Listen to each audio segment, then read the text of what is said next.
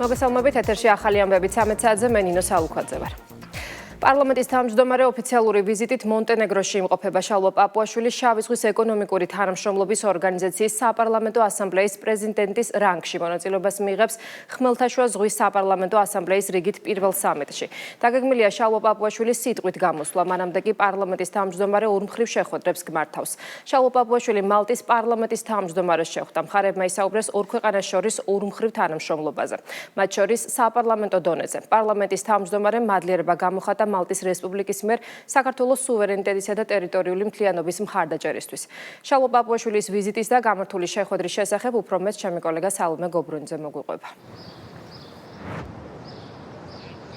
Დიახ, სანამ პარლამენტის თავმჯდომარის უკვე გამართული მაღალი დონის შეხვედრის შესახებ ვისაუბრებ, გეტყვით, რომ სულ რამდენიმე წუთში ხმელთაშუა ზღვის საპარლამენტო ასამბლეის პირველი სამიტის ფარგლებში საზოგადოება შალვა პაპუაშვილის სიტყვით გამოსვლას მოისმენს. სწორედ ამ სამიტის ფარგლებში ამ პლატფორმას იყენებს საქართველოს პარლამენტის თავმჯდომარე ორმხრივი შეხვედრებისთვის და კოლეგებთან სასაუბროდ და დილიდან უკვე შედგა შეხვედრა ევროკავშირის წევრ მალტას პარლამენტის თავმჯდომარესთან და ბუნებრივია ორი ქვეყნის პარლამენტის ხელმძღვანელებმა დღეს მსოფლიოში მიმდინარე კონფლიქტების გამოწვევების ფონზე ისაუბრეს მშვიდობის მნიშვნელობაზე და რეგიონული კავშირების გაძლიერების საკითხზე.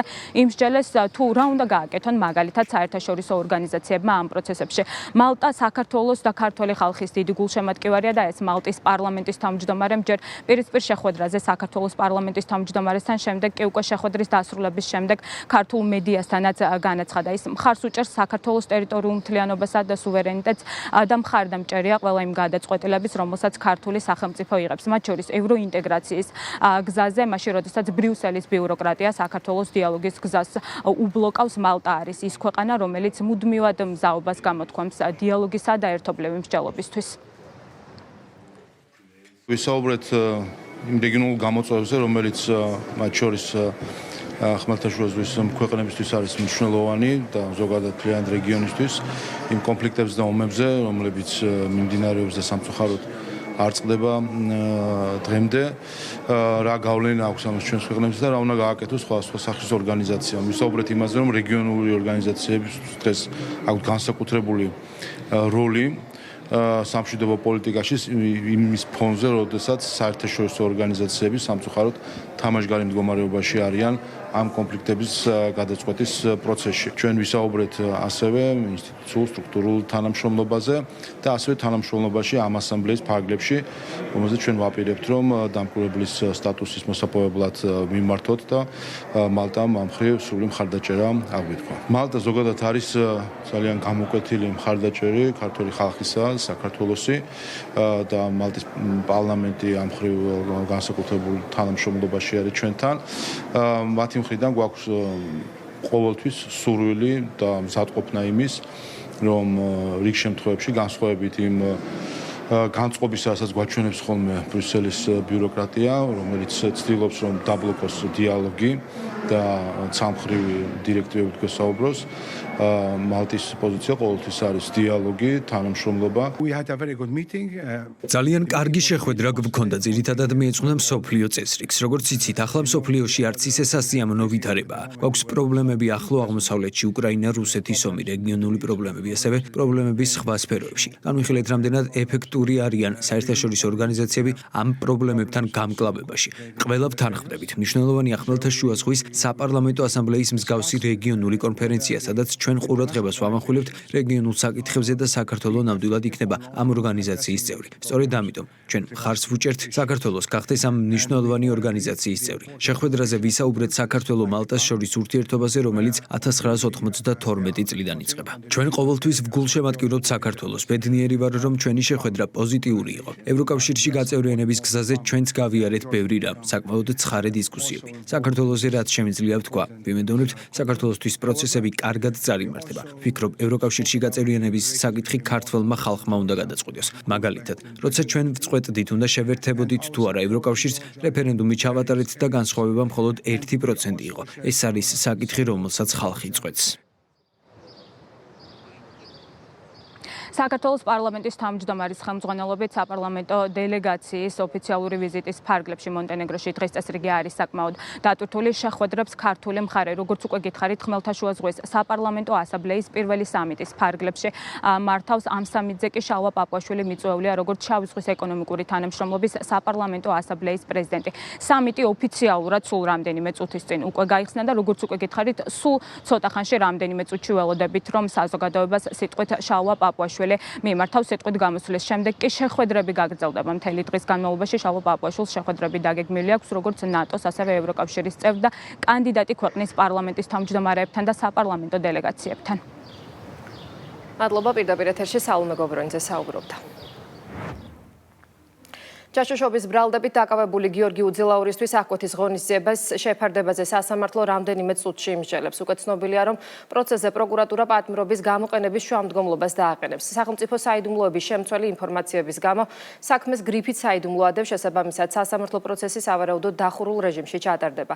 ადვოკატის თქმით, უძილაური დუმილის უფლებას იყენებს. შეგახსენებთ, რომ ფინანსთა სამინისტროს საგამოძიებო სამსახურის ერთ-ერთი სამმართველოს ხელმძღვანელი სახელმწიფო უსაფრთხოების სამსახურმა 5 მაისს დააკავა. გიორგი უძილაურს ბრალად საქართველოს ინტერესების საზიანოდ უცხო ქვეყნის სასარგებლოდ ჯაშუშური საქმიანობა ედება. აღკვეთი ღონისძიების გარეშე დატოვებას მოვითხოვთ, ვინაიდან ბრალს არ აღიარებს, იყენებს დუმილის უფლებას, ვფიქრობთ, რომ საქმეში არ არის საერთოდ მის ბრალად წარდგენილ დანაშაულთან ადეკვატური მტკიცებულებები. სისხლის სამართლის საქმეზე მტკიცებულებების სახით არის მტკიცებულებები და მეც ვერ ვეთქვი. საქალაქო სასამართლოში ხელისუფლების დამხობის მცდელობის საქმეზე დაკავებული მურთა ზოდელავას, ირაკლი ნადირაძის, პატა მანჯგალაძის, პატა ბურჯულაძის და კიდევ 6 პირის სასამართლო პროცესი მიმდინარეობს. საქმე ეხება სტრატეგიული და განსაკუთრებული მნიშვნელობის ობიექტების ხელში ჩაგდების და ბლოკირების მცდელობას ჩადენილი ჯგუფურად. ასევე მათ ბრალი აქვს წარდგენილი ჯგუფური ძალადობის ორგანიზებისა და ხელმძღვანელობის მუხლით. ბრალდებულები საბოლოო სიტყვის უფლებით ისარგებლებენ. საქმის პროკურორის განცხადებით, მრავალტომიან საქმეში არის არაერთი მტკიცებულება იმისა, რომ დაკავებული პირების მიმართ განაჩენი დადგეს. სახელისუფლებო გუნდში ამბობენ, რომ 4 ოქტომბერს ადგილი ჰქონდა რევოლუციის მურიგ მცდელობას, რომელიც ორგანიზატორების მიერ კონკრეტული მოწოდებების თუ ქმედებების მიუხედავად ჩავარდა. უმრავლესობის წარმომადგენლების განცხადებით, სასამართლო მტკიცებულებებზე დაყრდნობით სამართლიან გადაწყვეტილებას მიიღებს. ოპოზიციის წარმომადგენლებისთვის კი სტრატეგიული და განსაკუთრებული მნიშვნელობის ობიექტების ხელში ჩაგდების და ბლოკირების მცდელობა მშვიდობიანი სახის კრება იყო. 4 ოქტომბერს იყო ასე ვთქვათ კრება ჩატარებული, რომელიც იყო აბსოლუტურად მშვიდობიანი ხასიათის მატარებელი, არანაირი რა თქმა უნდა სხვა გეგმები, მით უმეტეს ანარქიული ხასიათის ან ძალადობრივი ხასიათის მათ არ ქონია. ეს საქმე თავიდან ბოლომდე ცდილობენ უпроსორად რომ შეკერონ ის რაც არ იყო და ცდილობენ რომ დიდი ხნით ადამიანები გაუშვან ციხეში, პატრიოტი ქართველები, ვისაც უბრალოდ სამშობლო უყვართ. სახელმწიფო გადატრიალების მცდელობა იყო. ჯერ მთელი თვეების განმავლობაში ჰქონდათ კამპანია იმასთან დაკავშირებით, თუ რას გეგმავდნენ, რას აპირებდნენ, ამაზე აბსოლუტურად ღიად საუბრობდნენ ყოველგვარი დამალვის გარეშე და 4 ოქტომბერს დაიწყეს უშუალოდ პროცესის განხორციელება. მივარდნენ პრეზიდენტის სასახლეს, გადაანგრიეს ღობე, შევარდნენ სასახლის ეზოში, ჰქონდათ კონკრეტული გეგმა, რომ ქვეყანაში მოეწყოთ სახელმწიფო გადატრიალება, მაგრამ შესაბამისმა სამსახურებმა, რა თქმა უნდა, იმუშავეს ძალიან მაღალ დონეზე და ყველას, რა თქმა უნდა, პასუხი მოეთხოვება კანონის ძირძა. სახელმწიფოში ცეცხლის ანთებას, აი პატარა ლოკალურად რაც ცეცხლი აინთო ორბელიანის მოედანზე, აი ის უნდათ მასობრივად რომ ყოფილიყო საქართველოში. სიცრუეზეც უნდა დაისაჯონ ეს ადამიანები, რომ თითქოს ჩვენ არაფერს არ ვაპირებდით ამბობენ. ჩვენ არ გვითხოვს არაფერი. ჩვენ მივედით პატა ბურჯულაძე როგორც ამბობს და გასაღებეულად ჩაგვებარებინა ჩვენი სახელმწიფოსი სამართავად.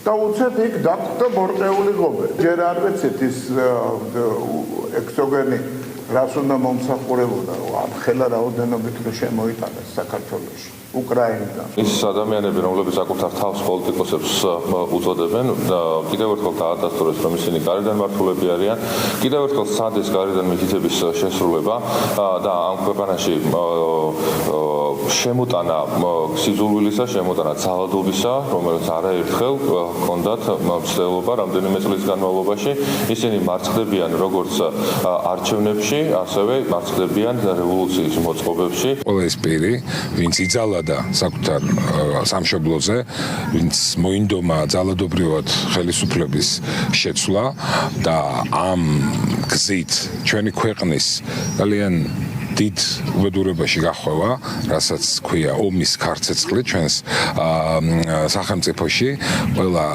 ამ ადამიანმა, რა თქმა უნდა, შესაბამისი პასუხი უნდა ააგოს კანონის წინაშე. ეს არის ის წესი, რომელზეც მოქმედებს ყველა დემოკრატიულ ქვეყანაში და არც საქართველოს გახლავთ გამონაკლისი. წმინდა სინოდის მიერ ახალი პატრიარქის გამორჩევამდე დაახლოებით 1 კვირა რჩება. ეკლესიისთვის საპასუხისმგებლო დროს ზეწოლა და შეტევა როგორც საპატრიარქოზე, ისე მოსაყდრის წინააღმდეგ განსაკუთრებულად გააქტიურებულია. დაუსაბუთებელი ბრალდებების ტირაჟირება ოპოზიციური მედია საშუალებების და ცალკეული აქტორების, მათ შორის ოპოზიციის მხრიდან ხდება, რაც აშკარა კამპანიურ ხასიათს ატარებს. ნაციონალურ მოძრაობაში პარტიაში, რომლის ლიდერიც პატრიარქის არჩევნებს რუსულ სპეცოპერაციას უწოდებს, ამტკიცებენ თითქოს კოორდინირებულად გაკეთებული მადისკრეტირებელი განცხადებები ერთმანეთს უბრალოდ დროში ემთხვევა და მიზან მიმართულ კამპანიას ადგილი არ აქვს.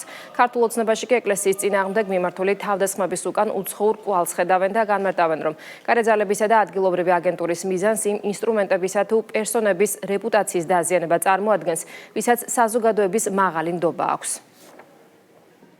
აქეთ მხრიდან შევა ადამიანებმა საკუთარი აზრი გამოთქვა, მაგრამ პარტიულ ხასიათს და ორგანიზაციულ ხასიათს მithumetes ეს არ ატარებს. ეოფესიოს უწოდებენ ამას რუსულ პროექტს. თუმცა თემა თვითონ მანიპულირებისათვის რასაკვირველი არსებობს. არის ის პრინციპი, რასაც ეკლესია ყოველთვის ამვითარებდა და განავითარებს იმ დანატოვარი იდეებით, რომელიც ილია მეორეს ჰქონდა.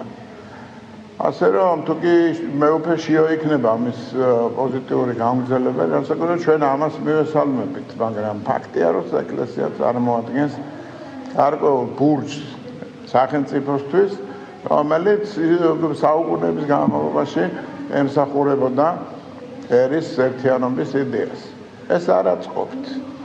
საერთოდ ეკლესიის იდეა რაც არსებობს, ის არ აწყობთ და თვითონ ეკლესიის შიგნიდან თუ გარედან ცდილობენ ამას შეუტიონ. ვინაიდან ეს არის სახელმწიფოს დასუსტების უკვე დაწერილი სცენარის მნიშვნელოვანი ნაწილი. გარეზალების მართული ადამიანების ერთადერთი მიზანი არსებობს ამ ქვეყანაში, რომ ერთი რომ არ უნდა არსებობდეს არავითარი პატივსაცემი ადამიანი, პატივსაცემი ინსტიტუცია, რომელსაც ხალხი მოусმენს, ხალხი დაეყრდნობა, მის აზრს გაითვალისწინებს და 10 წლების განმავლობაში ეს ადამიანები მიზანმიმართულად ცდილობდნენ, რომ ინსტიტუტების რეპუტაციები დაენგრიათ. პირდაპირ თავდასხმა ხორციელდებოდა და ხორციელდება ჩვენს მართლმადიდებულ ავტოკეფალურ ეკლესიაზე, რომელსაც აქვს განსაკუთრებული როლი ჩვენი ქვეყნის ისტორიაში. კარგად უნდა დაიმახსოვრონ წესით ამ ადამიანებას და მათმა პატრონებაც გარედან, რომლებიც მართავენ და აფინანსებენ, მათ შორის ამ მოვლენებს, რომ საქართველოს ისტორიას ვერ წაშლიან, ვერ საქართველოს აწყოს და ვერც მომავალ, სადაც განსაკუთრებული როლი აქვს ჩვენს ეკლესიას. იუსტიციის მინისტრი რაცა იუკნევიჩიანის ანგარიშს, სადაც მათ შორის საუბარია 3 დამოუკიდებელი ტელეკომპანიის სანქცირებაზე, თავისუფალ სიტყვაზე თავდასხმა დააფასებს. პატასალიას თქმით, ბრალდებები, რომელიც ანგარიშია, უსაფუძვლო და უარგუმენტოა. შეგახსენებთ, ევროპარლამენტის საგარეო კომიტეტმა მხარი დაუჭერა რაცა იუკნევიჩიანის ანგარიშის პროექტს და შესწორებებს. რაცა იუკნევიჩიანი ამტკიცებს, რომ საქართველოს კანდიდატი ქვეყნის კრიტერიუმებს ვერ აკმაყოფილებს და სანქციებს ითხოვს. ასევე შესწორებები მოთხოვნილია 3 დამოუკიდებელი ტელეკომპანიის პოსტივის, იმედის და რუსთავის სანქცირება. პირველ რიგში, რა თქმა უნდა, თავდასხმა არის სიტყვის თავისუფლებაზე და სხვა არაფერი. მეორე, როცა საუბარი პროპაგანდისტულ ტელევიზიას, დაასახელონ კონკრეტული ფაქტები. როდის, რა ვითარებაში, რომელ ფაქტზე, მაგალითად, მე გადამოწმებული მაქვს პირადად და არც ერთ ტელევიზია საქართველოში საუბარი გვაქვს იმ ტელევიზიებზე, რომელსაც ესენი პროპაგანდისტულ ტელევიზიებად მოიხსენებენ, უკრაინაში მიმდინარე ომთან დაკავშირებით. რაიმე სხვა მსოფლიოში რომელიმე სხვა მიმდინარე მოვლენასთან დაკავშირებით ფაქტები არ გაუშუქებია იმისაგან განსხვავებით, როგორც ამას აშუქებს მთელი მსოფლიო მედია. ევროპული მედია, ამერიკული მედია მაჩვენებს განსხვავებული ფაქტი, ერთი ფაქტი დაასახელონ, როდესაც მაგალითად იმედმა ან რუსთავიორმა თქვა, რომ რუსეთის, რა ვიცი, არმია რომელიღაცა ქალაქი აიღო, რაღაც ამასთან დაკავშირებით სიუჟეტი გააკეთა და ეს არ შეესაბამებოდა სინამდვილეს, ხო? აქ საუბარია რაზე, რომ ყველა ის საომარი მოქმედება, ყველა ის ფაქტი, ყველა ის შეხვედრა, ყველა ის კონფერენცია თუ სამიტი თუ ასე შემდეგ, რაც ხდებოდა მსოფლიოში, ამ ტელევიზიების მიერ აისახება და შუქდება ისე, როგორც ამას აკეთებს მთელი მსოფლიოს მასშტაბით სხვადასხვა ტელევიზიები. ამერიკული გამოცემები Forbes-ი და Newsweek-ი თბილისი დაუნთაუნის პროექტის პირველ ესკიზს აქვეყნებს, როგორც სტატიებში აღნიშნული პროექტის საერთო ინვესტიცია დაახლოებით $2 მილიარდ შეადგენს. კომპლექსის ცენტრალური 70 სართულიანი საათამჯენი Trump Tower თბილისი საქართველოში ყველაზე მაღალი ნაგებობა იქნება. ბიზნეს ცენტრი, სასტუმრო, სავაჭრო და გასართობი ობიექტი თბილისი დაუნთაუნი დედაქალაქის ცენტრში აშენდება და დაახლოებით 6000 კვადრატულ მეტრს მოიცავს.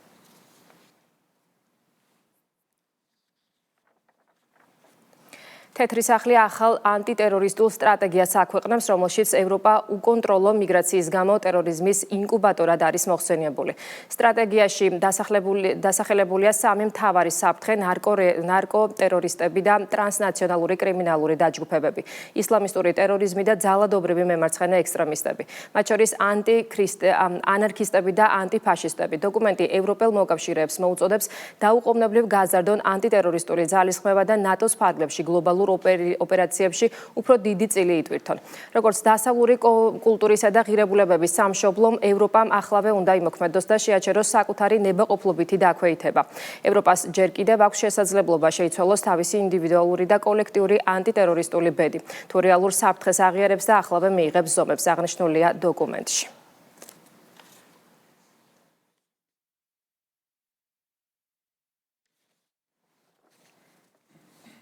UFC-ის მსოფლიო ჩემპიონს ილია თოფურიას ამერიკის შეერთებულ შტატებში საქართველოს საელჩოში უმასპინძლეს ქართველ მებრძოლ საჩუქრად ძველ კოლხური ქამრის ბალთა გადაეცა. მანამდე ილია თოფურია ამერიკის პრეზიდენტს დონალდ ტრამპის მიწვევით თეთრ სახლში იმყოფებოდა, სადაც ოვალურ კაბინეტში გამართულ პრესკონფერენციაში მიიღო მონაწილეობა. ღონისძიებას ასევე დაესწრო UFC-ის გამორჩეული მებრძოლი ალექსანდრე თოფურია.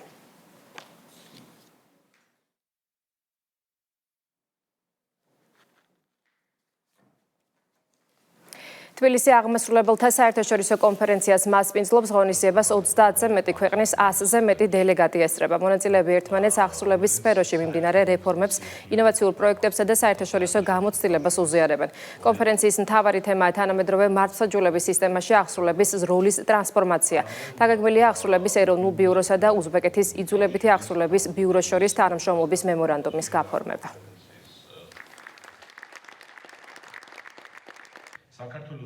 ამ ღონისძიებაზე მსოფლიოს სხვადასხვა ქვეყნებიდან ჩამოსული არიან დაახლოებით 40-მდე ქვეყნისგან 100-ზე მეტი დელეგატი არის ჩამოსული. აქ არიან წარმოდგენილი სხვადასხვა ევროპული და ამერიკის კონტინენტიდანაც არიან წარმოდგენილი აზიური ქვეყნებიდანაც აღმასრულებელთა საახსრულებო ორგანიზაციების ხელმძღვანელი პირები, ამ დონის საერთაშორისო ექსპერტები. ამ ღონისძიებაზე საუბარი იქნება იმ თანამედროვე მიღწევებზე, გამოწვევებზე, რომელიც დღეს კანონის აღსრულების წინაშე დგას. კერძოდ საუბარია სასამართლო გადაწყვეტილების აღსრულებებზე, იმ ინოვაციებზე, რომელიც დანერგილია როგორც საქართველოში, ასევე მსოფლიოში. ვართ წარმომადგენლების საერთაშორისო ორგანიზაციის, რომელსაც 100-ზე მეტი წევრი სახელმწიფო ყავს და საქართველოს გახლავთ ერთ-ერთი ამ წევრთაგანი და ჩვენთვის ძალიან მნიშვნელოვანია და ძალიან ვაფასებთ იმას, რომ საქართველოს გამოთქვა მზაობა რომ ემასპინძლა ამ ღონისძიებისთვის, სადაც 30-ზე მეტი სახელმწიფოს წარმომადგენლები არიან ჩამოსული. საქართველოს აღსრულების ეროვნული ბიურო ცნობილია ჩვენს საერთაშორისო კავშირში როგორც ძალიან სანდო და ერთგული პარტნიორი. ჩვენ უკვე ძალიან ბევრი წელია თანამშრომლობა გვაქვს მათთან და ჩვენთვის ძალიან მნიშვნელოვანია რომ ჩამოვედით ასეთ ქვეყანაში, რადგან საქართველოს რეგიონში ერთ-ერთ წამყვან როლს თამაშობს. ამიტომაც შევარჩიეთ საქართველოს ამ ღონისძიების ჩასატარებლად. საქართველოს სახელმწიფო უსაფრთხოების სამსახურის გენერალურ ინსპექციას დავით არჩვაძე უხელმძღვანელებს თანამშრომლებს ახალი ხელმძღვანელი სახელმწიფო უსაფრთხოების სამსახურის უფროსმა სამუშაო შეხვედრაზე წარუდგინა. გეკა გელაძემ დავით არჩვაძეს თანამდებობაზე დანიშნვა მიულოცა და მომავალ საქმიანობაში წარმატებები უსურვა. სახელმწიფო უსაფრთხოების სამსახურის უფროსმა შეხვედრაზე აღნიშნა, რომ დავით არჩვაძეს ძალოვან უწყებაში მუშაობის მრავალწლიანი გამოცდილება აქვს, რაც გენერალური ინსპექციის საქმიანობის ეფექტიანობას კიდევ უფრო გაუმჯობესებს. საქართველოს სახელმწიფო უსაფრთხოების სამსახურის გენერალური ინსპექციის უფროსის თანამდებობაზე დავით არჩვაძემ სოსო ობოლაძე შეცვალა, რომელიც საქმიანობა შემოსავლების სამსახურის საბაჟო დეპარტამენტის ხელმძღვანელის პოზიციაზე აგრძელებს. სუსის ხელმძღვანელმა გაწეული სამსახურისთვის მას მადლობა გადაუხადა და ახალ პოზიციაზე წარმატება უსურვა.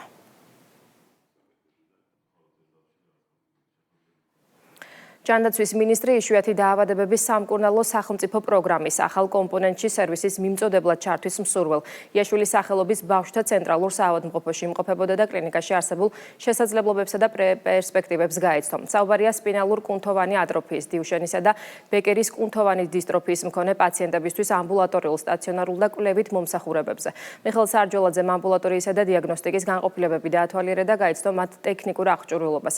მინისტრმა ექიმებთან ერთად სამედიცინო დაწესებულებაში ნევროკუნთოვანი დაავადების მქონე პაციენტების მომსახურებისთვის არსებული შესაძლებლობები განიხილა. მინისტრი დეტალურად გაეცნო იმ შესაძლებლობებს, რასაც ფლობს დღეს კლინიკა ნევროკუნთოვანი დაავადების მქონე პაციენტების სრულფასოვანი შეფასებისათვის. ნახეთ, ყველა ის დიაგნოსტიკური შესაძლებლობა, რაც გვაქვს დაწყებული ლაბორატორიული დიაგნოსტიკიდან, დამთავრებული უფრო მაღალ ტექნოლოგიური შესაძლებლობით. მქონდა ასევე საუბარი კონკრეტულად სპეციალისტებთან, რა შეიძლება იყოს საჭიროება ამ ბავშვებისთვის. ჩვენ დღეს სრულიად მზად ვართ სტაციონარული მომსახურება, სრული შეფასება გაუწიოთ ამ პაციენტებს. სამშვიდობო სკოლა ახალგაზრდებისთვის თეახვლედიანმა სახელმწიფო მინისტრის აპარატის ინიციატივით ორგანიზებული ტრენინგ სემინარი გახსნა. მინისტრმა ისაუბრა სამშვიდობო პროცესის მიმდინარეობაზე, ოკუპაციის შედეგად არსებულ გამოწვევებსა და ერთიანი სამთავრობო მიდგომით განხორციელებულ ძალისხმევაზე. თეახვლედიანმა ხაზი გაუსვა შერიგებისა და ჩართულობის პოლიტიკის განხორციელების პროცესში ახალგაზრდების აქტიური და ეფექტიანი მონაწილეობის მნიშვნელობას და ტრენინგ სემინარის მონაწილეებს პოლიტიკის ფარგლებში ამ კუთხით დაგეგმილი შესაძლებლობები და ინიციატივები გააცნო. სახელმწიფო მინისტრის აპარატის ინიციატივა სამშვიდობო სკოლა ახალგაზრდებისთვის მისდად ისახავს სამდღიანი ტრენინგ სემინარის ფარგლებში მათი ცნობიერების ამაღლებას და სათანადო ცოდნით აღჭურვას კონფლიქტის მშვიდობიანი მოგვარების მთავარ ასპექტებზე და განზომილებებზე. ასევე სამშვიდობო პროცესში ახალგაზრდების უფრო აქტიური ჩართულობის მხარდაჭერას. ბავშვები არიან ძალიან ნერვიდურებული ახალგაზრდები, განსაკუთრებული ინფორმაციას მოწყურებულები არ არიან, ვინაიდან უშუალებელი ინფორმაცია აქვს, მაგრამ ამ ინფორმაციას ყველაფერს გადამუშავება და სწორი ხედვის ჩამოყალიბება ჭირდება. ჩვენი პოლიტიკა არის კონფლიქტების მშვიდობიანად მოგვარება. საერთოდ საკითხი, რომელიც არის ამოცანა ნომერი 1, ტერიტორიული მთლიანობის აღდგენა, განსაკუთრებულია საჭიროებს მომავალი თაობის მზადყოფნას. გავსი ინიციატივები და შეხვედრები ეხმარება საზოგადოებას და მით უმეტეს ახალგაზრდებს გაიღმავონ ცოდნა მშვიდობად მშენებლობაში, შეიქმნან წარმოდგენა თუ როგორ უნდა იყოს მშვიდობიანი სახელმწიფო და როგორ უნდა მოაგვარონ კონფლიქტები მშვიდობიანად. შინაგან საქმეთა მინისტრმა ეკონომიკური დეპარტამენტისა და ჯანმრთელობის დაცვის სამსახურის ხელმძღვანელ პირებთან სამუშაო შეხვედრები გამართა. შეხვედრაზე მინისტრმა აღნიშნული სტრუქტურული ერთეულების ხელმძღვანელებისგან მათი საქმიანობის ძირითადი მიმართულებების შესახებ დეტალური ინფორმაცია მოისმინა. საუბარი შეეხო როგორც საბიუჯეტო პარამეტრებს, ასევე მიმდინარე და განხორციელებულ პროექტებს. სულხან თამაზაშვილმა ხაზგასმით აღნიშნა, რომ თანამშრომელთა სოციალური გარანტიების გაუმჯობესებისა და საპოლიციო ინფრასტრუქტურული განახლება პრიორიტეტულ მიმართულებას წარმოადგენს და აღნიშნული კუთხით შესაბამისი ღონისძიებები აქტიურად გაგრძელდება.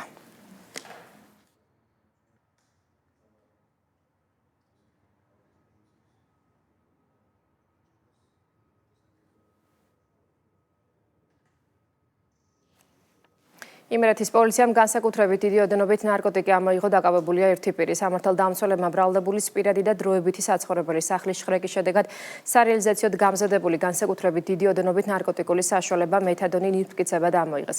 ასევე ამოღებულია ნარკოტიკული საშუალებების დაფასოებისთვის საჭირო მასალები. ბრალდებულს 20 წლამდე პატიმრობა ემუქრება.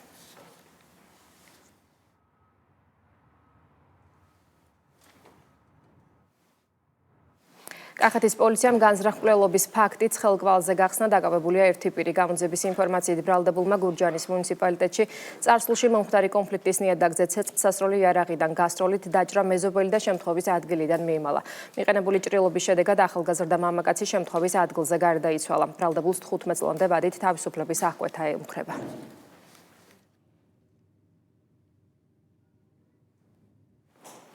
კახეთის პოლიციამ ყაჩაღობის ბრალდებით ერთი პირიც ხელკვალზე დააკავა. გამოძიების ინფორმაციით ბრალდებულმა დედოფლის წყაროს მუნიციპალიტეტის ერთ-ერთ სოფელში ნაცნობს მის საცხოვრებელ სახლში სიცოცხლის მოსპობის მუქარითა და ფიზიკური ძალის გამოყენებით თანხა მოსთხოვა, თუმცა განზრახვა სისრულეში ვერ მოიყვანა და შემთხვევის ადგილიდან მიიმალა. დანაშაული 7 წლამდე ვადით თავისუფლების აღკვეთას ითვალისწინებს.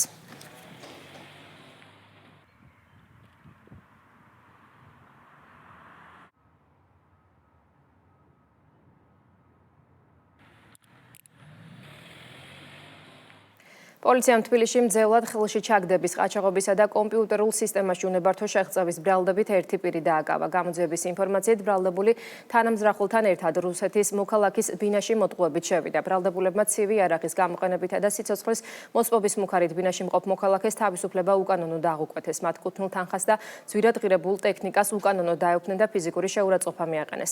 სამართალდამცველებმა დანაშაულში მონაწილე 7 პირი მომხდარიდან მალევე დააკავეს, ხოლო სხვა პირები სტადგენის და დაკავების მიზნით საპოლიციო ღონისძიებები ინტენსიურ რეჟიმში გრძელდება. დანაშაულები 14 წლამდე ვადით თავისუფლების აღკვეთას ითვალისწინებს.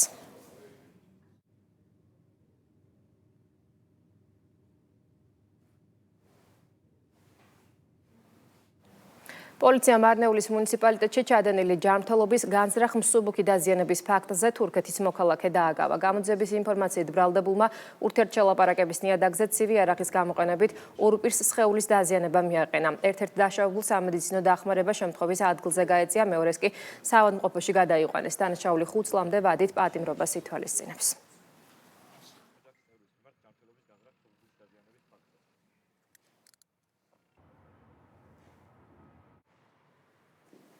ქვეყნის მასშტაბით ტყის მოვლისა და აღდგენის ღონისძიებები მიმდინარეობს. ეროვნული სატყეო სააგენტოს უფროსი ბორჯომის მუნიციპალიტეტში სოფელ დაბასთან ნახანძრალი ტყის აღდგენის მდგომარეობას ადგილზე გაეცნო. ნახანძრალი ტყის ფართობზე პერიოდული მონიტორინგი ტარდება, მდგომარეობა დადებითად ფასდება და ამ ეტაპზე აქტიურ ჩართვას არ მოითხოვს.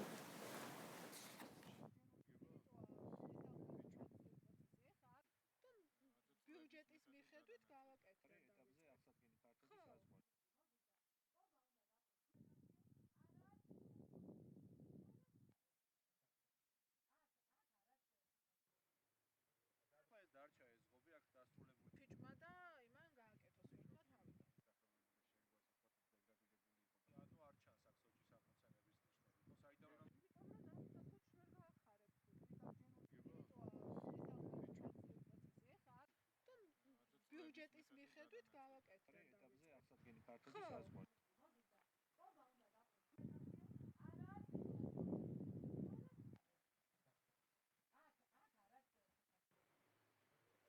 დარჩა ეს ღობე აქ დასრულებული. ფიჭმა და იმან გააკეთოს ვირთმა თავი. ანუ არ ჩანს აქ სოჭის აღმოცენების ნიშნები. გრძელვადიანი გეგმის მიხედვით ჩვენ 51000 ჰექტარზე უნდა განვახორციელოთ მოვლა აღდგენის ღონისძიებები, კერძოდ ითვალისწინებს ეს ბუნებრივი განახლების ხელშეწყობასაც, ამავდროულად დარგვის ღონისძიებებსაც. ბათუმში მიმტანებისთვის სერვისის ასამაღლებელი ტრენინგები ჩატარდა. აჭარის ტურიზმის დეპარტამენტმა თეორიულ-პრაქტიკული ტრენინგი რეგიონში მომსახურების ხარისხის გაუმჯობესების მიზნით 20-მდე მიმტანს ჩაუტარა. ტრენინგის მსვლელობისას მონაწილეებმა ისეთ მნიშვნელოვანი თემების შესახებ გაიარეს გადამზადება, როგორიცაა მაგიდის სერვირება, შეკვეთის მიღების სტანდარტები, სტუმრებისთვის კერძის სასმლის მიტანის ეტიკეტი, სტუმრის ფსიქოლოგიური პორტრეტი, კერძების აღწერის წესები და კონფლიქტური სიტუაციების მართვა.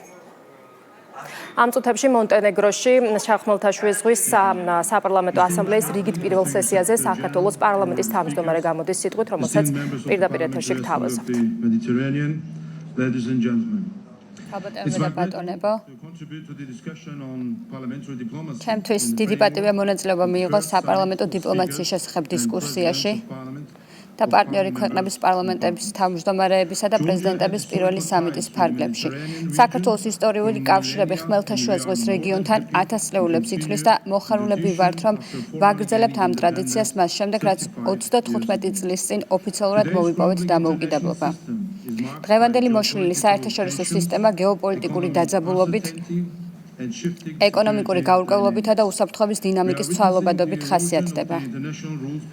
ჩვენ ვართ წესებზე დაფუძნებული საერთაშორისო წესრიგის ჩამოშლის მომსწრენი, რაც საგანგაშო პროცესია და ეჭქვეშ აყენებს სახელმწიფოებს შორის სტაბილურობის, თანამშრომლობისა და ნდობის საფუძვლებს.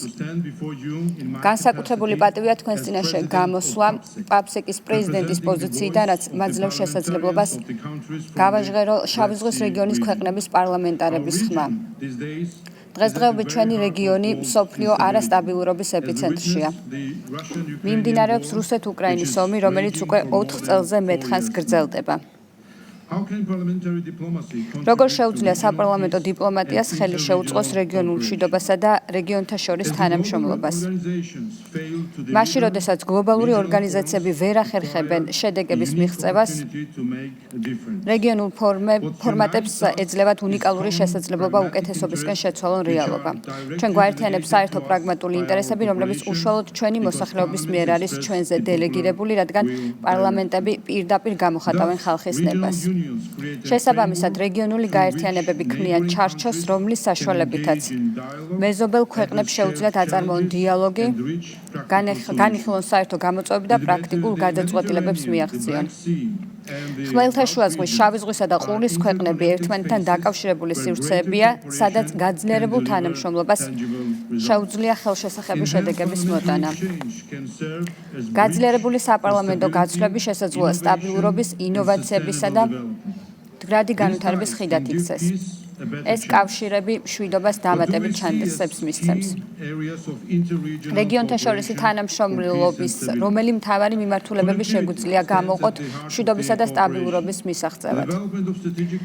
დაკავშირებადობა ამ თანამშრომლობაში ცენტრალურ ადგილს იკავებს. სტრატეგიული სატრანზიტო მარშრუტების, მათ შორის შუა დერეფნის განვითარება ევროპასა და აზიას შორის ვაჭრობის და ეკონომიკურ ურთიერთობებს ახლებურად აყალიბებს.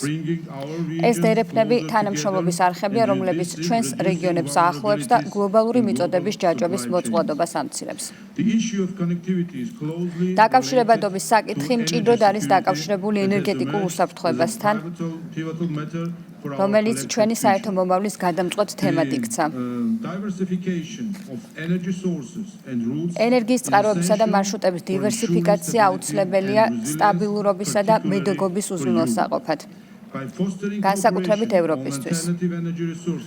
ალტერნატიული ენერგორესურსებისა და ინფრასტრუქტურაზე თანამშრომლობის გაძლიერებით ჩვენს ხელს ვუწყობთ ეკონომიკურ ზრდას და უფრო უსაფრთხო და მდგრად ენერგეტიკულ გარემოს შევქმნით. თუმცა მედეგობის გასაძლიერებლად ნდობას გადამწყვეტი მნიშვნელობა აქვს. ამიტომ ჩვენ როგორც პარლამენტარებმა უნდა გავაგრძელოთ ღია დიალოგი მაშინაც კი, როდესაც ჩვენი პოზიციები ერთმანეთისგან განსხვავდება. სიამაყით აღნიშნავ, რომ ამ ტურბულენტურ პერიოდში სამხრეთ კავკასიის ქვეყნები, საქართველო, აზერბაიჯანი და სომხეთი უნიკალურ სიბრძნეს მომავლის ხედვას ავლენენ და იმედს ქმნიან მშვიდობის, თანამშრომლობისა და განვითარებისთვის. ქალბატონებო და ბატონებო, საქართველოს შავი ზღვის, ხმელთაშუა ზღვისა და ყურის რეგიონებს შორის თანამშრომლობის გაღრმავების ერთგულია. გვჯერა, რომ ერთობლივი მუშაობით განსაკუთრებით ისეთ რეგიონული პლატფორმების ფარგლებში, როგორც არის პაპსეკი და პამი, შევძლებთ ჩვენი მოქალაქეებისთვის ხელშესახები შედეგების მიღწევას და უფრო სტაბილური და წარმატებული მომავლის ფორმირებას ჩვენი რეგიონისთვის. მადლობთ.